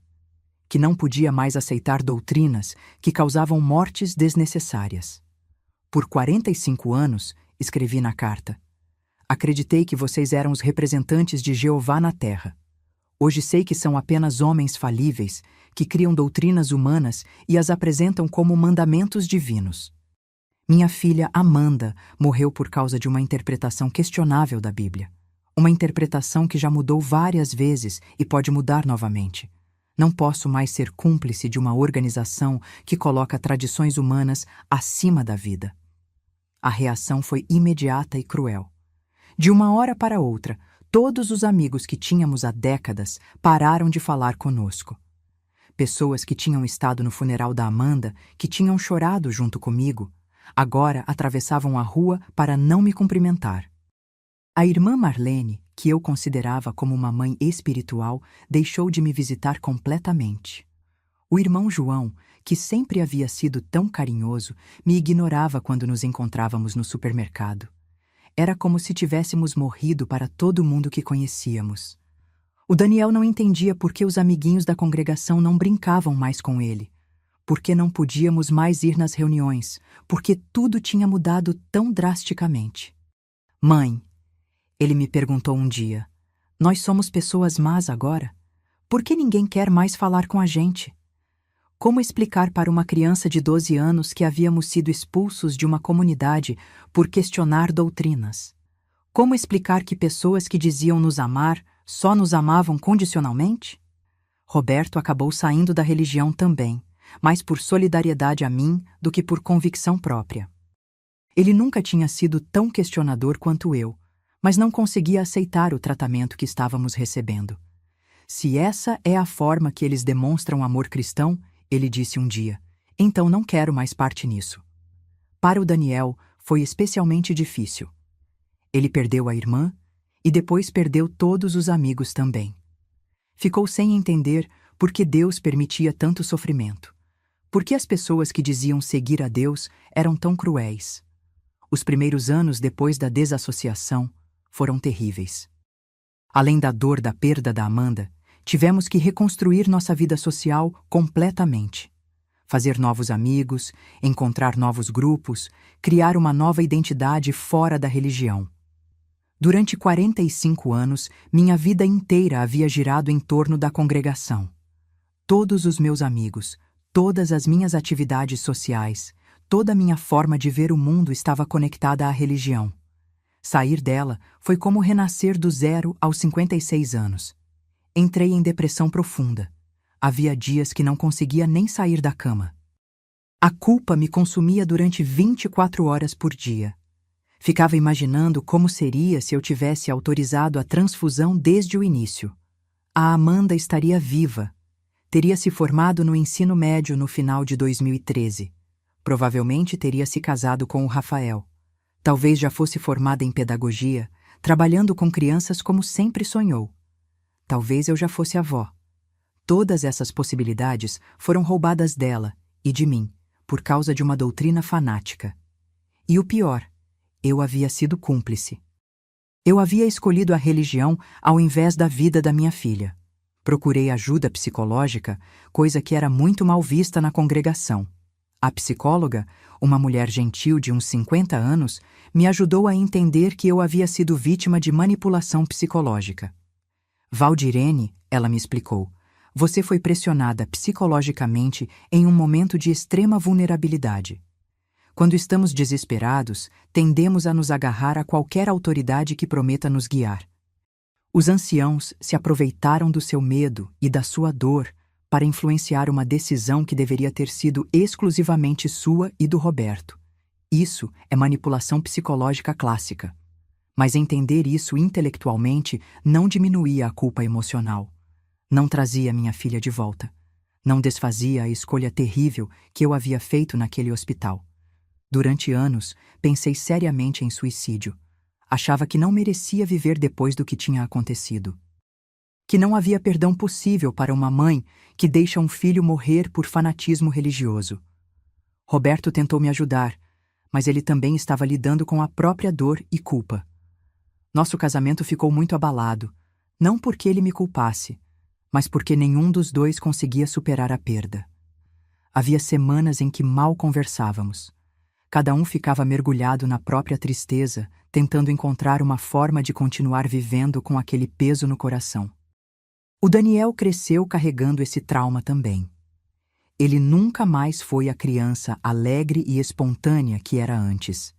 Ficou mais introspectivo, desconfiado de religiões em geral, questionador de qualquer autoridade. Quando virou adolescente, começou a ter problemas na escola.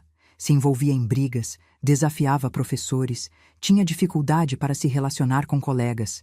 Era como se estivesse revoltado com o mundo inteiro. Por que Deus levou minha irmã? Ele me perguntava às vezes. Se ele é bom, por que deixou ela morrer? Por que deixou a gente sofrer tanto? Eu não tinha respostas satisfatórias. Como explicar para um adolescente que Deus não havia levado a irmã dele, mas que pessoas fanáticas, incluindo sua própria mãe, haviam tomado uma decisão equivocada? Foram anos muito difíceis. Houve momentos em que achei que nossa família nunca mais seria feliz, que aquela tragédia havia nos destruído completamente, que nunca conseguiríamos encontrar um sentido para a vida depois de tudo que tinha acontecido. Mas a vida tem dessas surpresas, sabe, meus queridos? Às vezes, quando você está no fundo do poço, quando já não tem mais esperança, alguma coisa acontece que te dá força para continuar. No meu caso, foi quando comecei a conhecer outras pessoas que tinham passado por experiências similares. Ex-testemunhas de Jeová que tinham perdido familiares por causa da recusa de sangue. Pessoas que carregavam a mesma culpa que eu carregava. Foi através da internet que encontrei um grupo de apoio para ex-testemunhas. Era um fórum onde pessoas compartilhavam suas experiências, se ajudavam mutuamente, ofereciam suporte emocional. Descobri que não estava sozinha, que havia dezenas, centenas de casos como o meu. Famílias destroçadas por essa doutrina cruel. Pais que carregavam culpas similares à minha. Li a história de uma mulher do Paraná, que havia perdido o filho de 8 anos por causa da recusa de transfusão. De um homem de Minas Gerais que viu a esposa morrer no parto por não aceitar sangue. De uma avó que perdeu o neto bebê. Cada história era uma punhalada no coração, mas também era um alívio saber que não era a única mãe do mundo que havia cometido aquele erro terrível. Foi nesse grupo que conheci a Maria Helena, uma mulher de São Paulo que havia perdido a filha de 14 anos em circunstâncias muito parecidas com as da Amanda. Ela havia saído da religião 10 anos antes e agora se dedicava a ajudar outras famílias. Valdirene, ela me disse durante nossa primeira conversa por telefone, sei exatamente o que você está sentindo. A culpa, a raiva, a sensação de que não merece mais viver. Passei por tudo isso. Mas descobri que a melhor forma de honrar a memória da minha filha é impedindo que outras crianças passem pelo mesmo. Transformei minha dor em propósito. Ela me contou que participava de uma organização não governamental que orientava famílias em situações de emergência médica. Que quando algum pai ou mãe testemunha de Jeová estava no hospital enfrentando a decisão entre religião e vida do filho, eles iam lá conversar. Não é para influenciar a decisão deles, ela explicou. É para que tenham todas as informações necessárias, para que saibam das consequências de cada escolha, para que não sejam manipulados apenas pelos anciãos. Aquilo despertou alguma coisa dentro de mim. Pela primeira vez desde a morte da Amanda, senti que podia haver um propósito para meu sofrimento, uma forma de transformar aquela tragédia em algo útil. Comecei a participar desse trabalho voluntário. Quando alguma família estava passando pelo mesmo dilema que eu passei, eu ia ao hospital contar minha experiência. Não para pressionar, mas para informar. A primeira vez foi terrível. Era uma família de Campinas. O filho de 12 anos precisava de transfusão após um acidente de carro. Os pais estavam sendo pressionados pelos anciãos a recusar o sangue. Quando entrei naquele hospital, todas as memórias voltaram. O cheiro de desinfetante, o barulho dos monitores, a tensão no ar. Por um momento, pensei que não conseguiria. Mas quando vi aquela mãe, desesperada como eu havia estado, soube que precisava falar. Contei minha história sem dramatizar, sem pressionar. Apenas relatei os fatos. Como os anciãos me pressionaram, como perdi minha filha, como vivo com a culpa até hoje. Não estou aqui para dizer o que vocês devem fazer, eu disse ao casal. Cada família tem que tomar sua própria decisão. Só quero que saibam que, se escolherem a religião e perderem o filho, vão ter que viver com essa culpa para sempre. Os anciãos vão embora depois da tragédia, continuei. Vocês que ficarão sozinhos com a dor. Pensem bem se vale a pena correr esse risco. Aquela família escolheu autorizar a transfusão. O menino se recuperou completamente. Foram desassociados da congregação, perderam todos os amigos religiosos, mas salvaram o filho. Anos depois, a mãe me procurou para agradecer. Valdirene, ela disse, você salvou meu filho. Se não fosse seu depoimento, talvez tivéssemos tomado a mesma decisão que você tomou. Naquele momento, senti que a Amanda havia morrido por um propósito. Que sua morte, mesmo sendo desnecessária, estava servindo para salvar outras crianças. Durante esses últimos 22 anos, consegui ajudar mais de 40 famílias a tomar a decisão certa. Mais de 40 crianças que estão vivas hoje porque seus pais escolheram a vida ao invés da religião. Cada criança salva era como se eu trouxesse um pedacinho da Amanda de volta, como se de alguma forma estivesse compensando o erro terrível que cometi. Nem sempre era fácil. Algumas famílias se irritavam com minha presença. Me chamavam de apóstata, de agente de Satanás. Algumas permaneciam firmes na decisão religiosa, mesmo depois do meu depoimento. Mas a maioria ficava grata pela informação, por ter acesso a uma perspectiva que os anciãos nunca dariam. Por conhecer as consequências reais de ambas as escolhas. Roberto inicialmente não gostava muito dessa minha atividade. Achava que eu estava me machucando, remoendo o passado constantemente. Mas com o tempo, ele entendeu que aquilo estava me ajudando a curar. Se você consegue impedir que outras famílias passem pelo que passamos, ele disse um dia, então talvez nossa dor tenha algum sentido. O Daniel também demorou para aceitar. Quando adolescente, ficava com raiva quando eu contava a nossa história. Dizia que eu estava expondo nossa família, que não era da conta de ninguém. Mãe, por que você fica falando da Amanda para estranhos? Ele reclamava. Deixa ela descansar em paz. Mas quando ficou adulto, começou a entender melhor. Mãe, ele me disse aos 23 anos, sei que não foi fácil para você contar nossa história tantas vezes, mas é importante que as pessoas saibam. Talvez você tenha salvado muitas famílias da dor que passamos. Durante esses anos todos, também me reconectei com a espiritualidade, mas de uma forma completamente diferente. Voltei a frequentar uma igreja, mas não mais como testemunha de Jeová. Encontrei uma pequena igreja evangélica aqui no bairro, onde as pessoas são acolhedoras e não há toda aquela rigidez doutrinária. Onde posso ter uma relação com Deus baseada no amor, não no medo. Aprendi que Deus é realmente amor, como diz a Bíblia. E um Deus de amor jamais exigiria que uma mãe deixasse um filho morrer por causa de uma interpretação questionável da Escritura. Aprendi que as regras dos homens não são as regras de Deus, que interpretar a Bíblia de forma fanática pode levar a tragédias como a que vivi. Que Deus nos deu a medicina, os médicos, os tratamentos para salvar vidas, não para assistirmos pessoas morrerem. Mas a ferida nunca cicatriza completamente. Até hoje, 22 anos depois, quando vejo uma menina da idade que a Amanda teria, meu coração aperta. Ela teria 38 anos hoje. Talvez fosse casada, talvez eu fosse avó. Talvez ela fosse mesmo professora, realizando o sonho que tinha desde criança. Talvez estivesse ensinando numa escola, inspirando outras crianças como ela costumava fazer. Às vezes eu sonho com ela. Sonho que ela cresceu, que se formou, que teve filhos. Nos sonhos, ela me perdoa pelo erro que cometi. Me diz que entende que eu fiz o que achava que era certo na época. Mas quando acordo, a realidade é cruel. A Amanda não está aqui. Nunca estará. E eu tenho que viver sabendo que tomei uma decisão que impediu minha filha de ter a vida plena que merecia. As roseiras do quintal continuam florescendo. Roberto nunca teve coragem de arrancá-las, mesmo eu pedindo várias vezes nos primeiros anos. Hoje entendo que ele estava certo. São a forma da Amanda continuar conosco, ele sempre dizia. E realmente, toda vez que elas florescem, é como se ela estivesse mandando um sinal de que ainda está presente de alguma forma. Todo domingo, Roberto corta algumas rosas e leva no túmulo dela.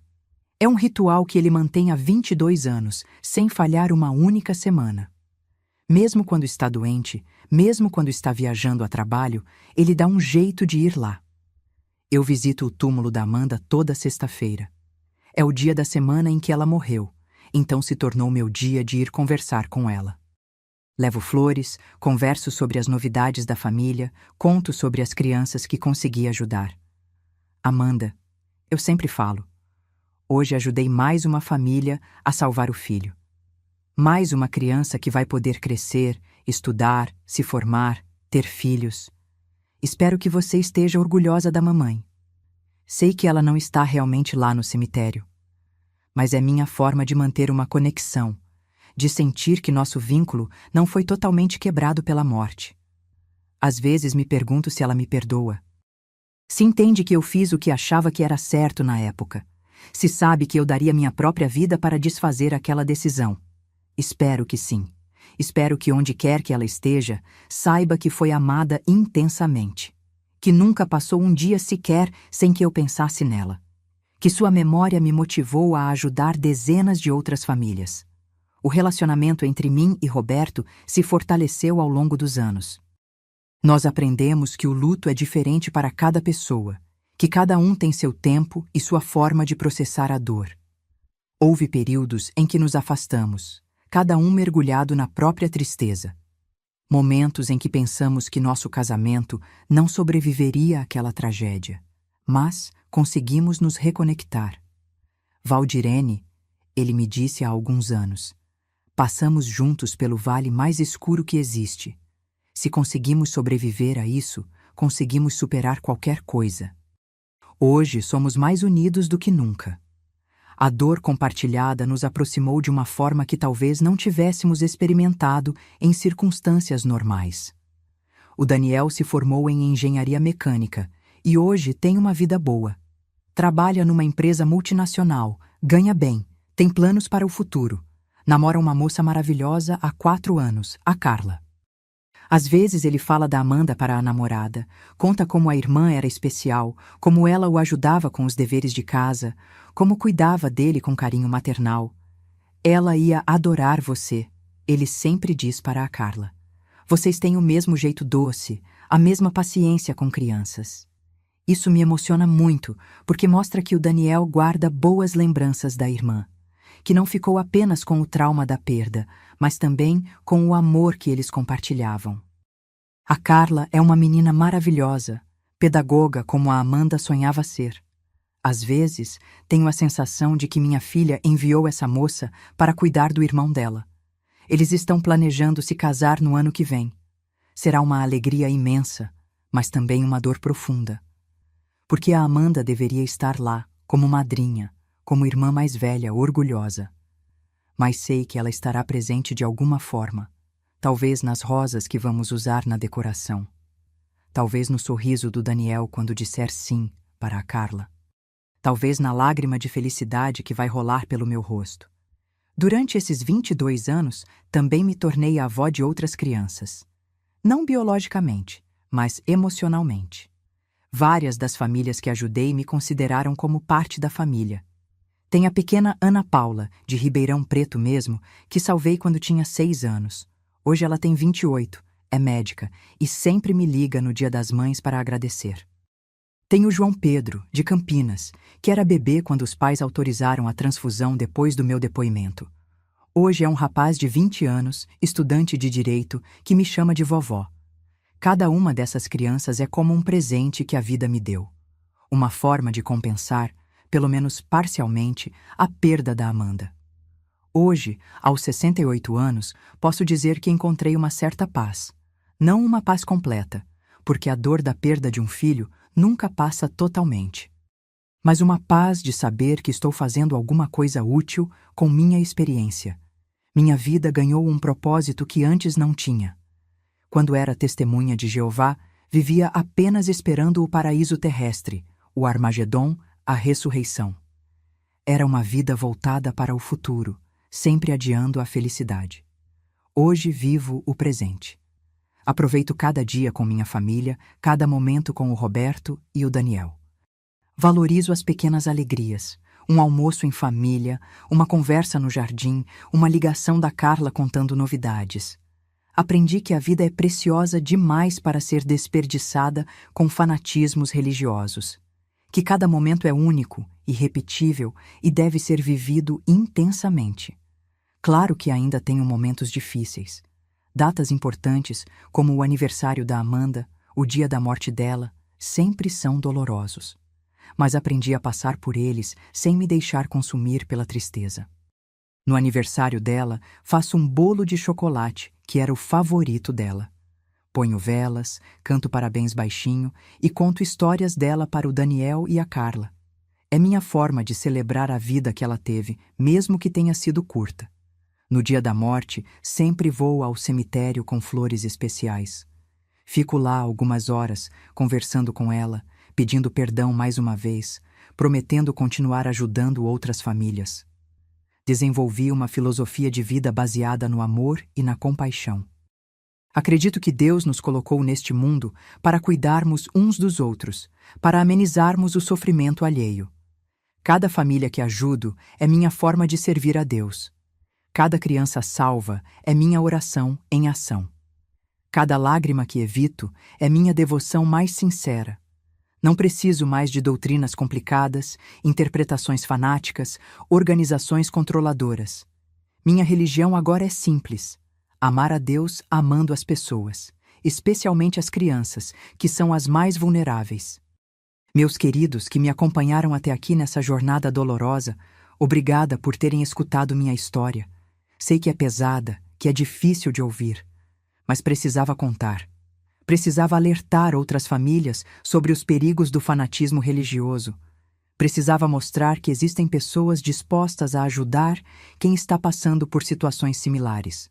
Se existe alguma mãe ou pai me assistindo que está passando por uma situação parecida, por favor, escolham a vida, escolham salvar seus filhos.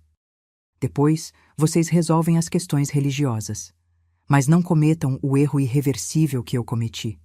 Não existe religião, doutrina ou crença que valha mais que a vida de uma pessoa, especialmente a vida de uma criança. Deus deu a medicina, os médicos, os tratamentos para salvar vidas, não para assistirmos pessoas morrerem.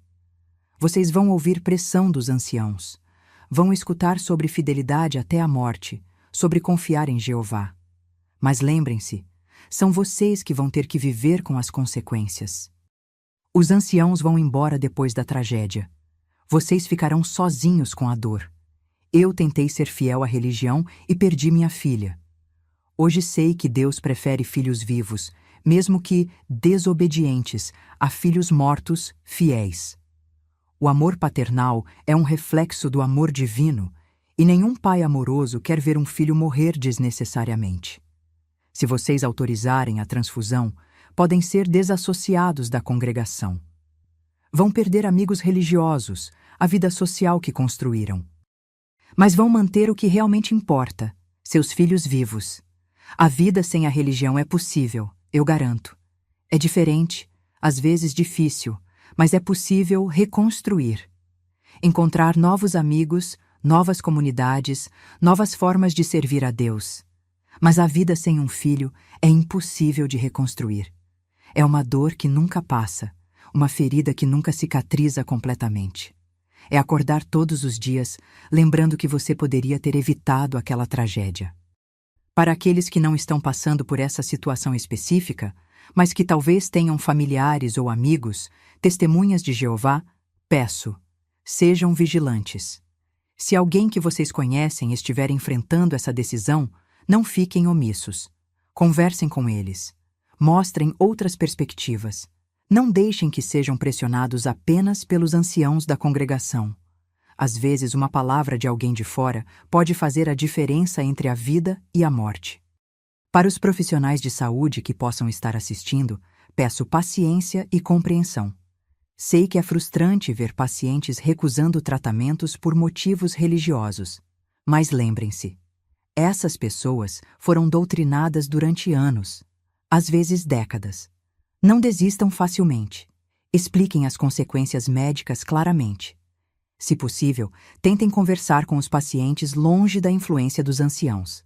Às vezes, quando não há pressão religiosa presente, as pessoas tomam decisões mais racionais. E se existem ex-testemunhas de Jeová me assistindo, quero que saibam, vocês não estão sozinhos. Existe uma comunidade grande de pessoas que passaram por experiências similares. Procurem grupos de apoio, compartilhem suas histórias, ajudem uns aos outros. O trabalho que faço hoje não seria possível sem a rede de ex-testemunhas que me apoiam. Juntos, conseguimos fazer muito mais do que cada um individualmente. Unidos, podemos salvar mais vidas, evitar mais tragédias.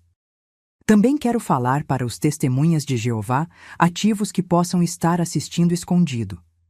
Sei que a organização proíbe vocês de assistirem conteúdo apóstata, mas se chegaram até aqui, talvez já tenham dúvidas. Não tenham medo de questionar.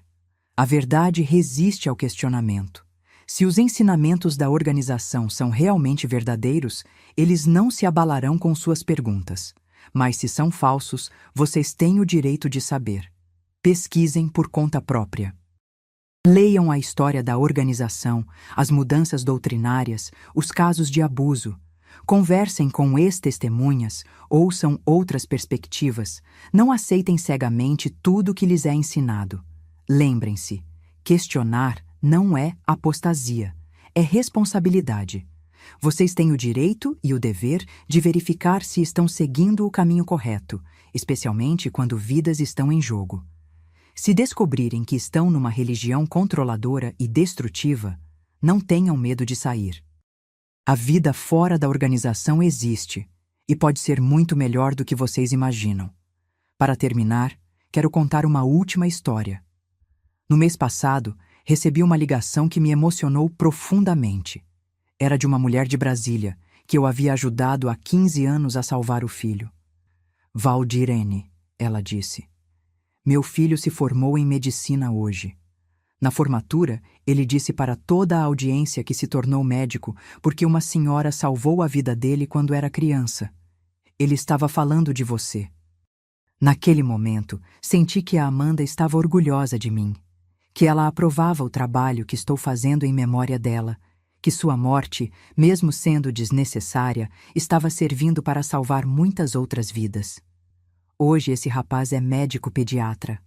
Vai salvar centenas, talvez milhares de crianças durante sua carreira. E tudo começou porque uma mãe escolheu a vida ao invés da religião depois de ouvir minha história. É assim que a memória da Amanda permanece viva. Não apenas nas rosas do quintal ou nas visitas ao cemitério, mas em cada criança salva, em cada família que permanece unida, em cada vida que continua porque alguém fez a escolha certa. A Amanda seria uma mulher linda e realizada hoje, aos 38 anos.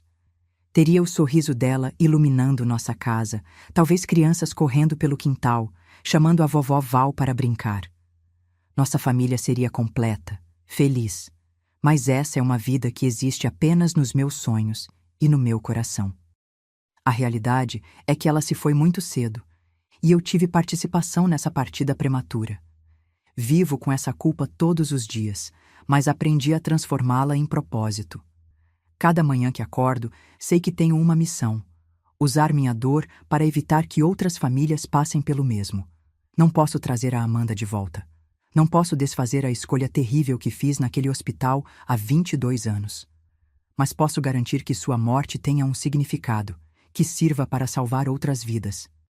Meus queridos que me acompanharam até o final dessa história, muito obrigada pela paciência e pela compaixão. Sei que não foi fácil escutar, mas era necessário contar. Se essa história tocou vocês de alguma forma, deixem seu like e se inscrevam no canal. Compartilhem com outras pessoas que possam precisar ouvir isso. Cada compartilhamento pode salvar uma vida. E não se esqueçam de entrar no nosso grupo do WhatsApp. O link está na descrição do vídeo. Lá mandamos todos os dias histórias reais de outras pessoas que, como eu, passaram por situações difíceis e encontraram forças para recomeçar. Também compartilho informações sobre grupos de apoio para ex-testemunhas de Jeová, recursos para famílias em crise médica e orientações sobre como lidar com pressões religiosas em hospitais. A vida me ensinou que não adianta viver no passado, lamentando escolhas que não podem ser desfeitas.